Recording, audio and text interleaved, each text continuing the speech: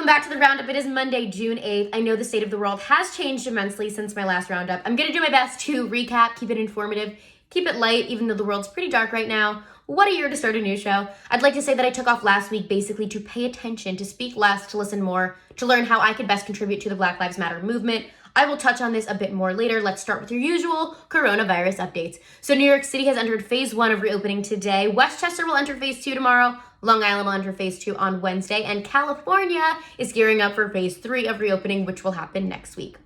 New York City's 8 p.m. curfew was lifted. Protesters have proven they are not the ones rioting. They're not the ones looting the city.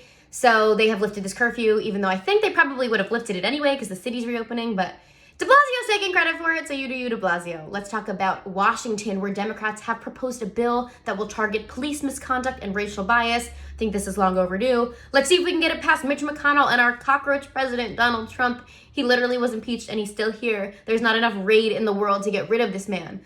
I'd like to add, for a fun fact, Trump couldn't go golfing this weekend because of the protests. Oh. All right, let's move on to the George Floyd case. Derek Chauvin, the officer in the video with his knee to Floyd's neck, will appear in court for the first time today. Not a good look, bro. He's being charged with second-degree murder. The other 3 officers will be charged. I will keep you updated on this. I'd love to give you updates on the charging of the officers involved in the Breonna Taylor case, but we are still waiting for that to happen. All right, 57 cops in Buffalo have resigned after 2 officers were suspended. A video went viral of them assaulting an elderly white man. I'm not sure what the message is here. Is it like, no world, we don't just hit black people, we also hit elderly white men? Because if that's your message, you guys need a new PR team.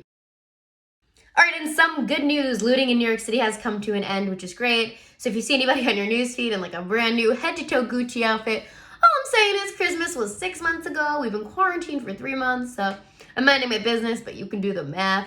Let's move on to CUOMO, who's responding to the protest by saying defunding the police is not the answer. He said it starts with education. We need to put more funding into education. He does believe, though, that police disciplinary records should be more transparent with the public, as other public workers would be. If you're a teacher in New York City, your records would be transparent to the public. So he said it's just equality. I'm not actually anti-cops myself. However, I'm not favorable towards them because we all know I have a hell of a speeding record. If you want to pause right here, you can see more about the Say Their Name agenda that CUOMO is pushing.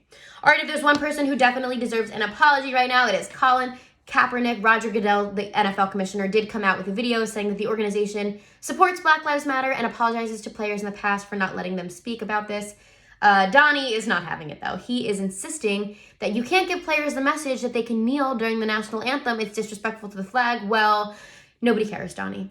All right, the NBA will be heading to Disney on July 9th, so if you see me in Disney looking fine, mind your business. That is all for today's news. I will do my best to give you guys more information as this all unfolds, and I will see you guys tomorrow.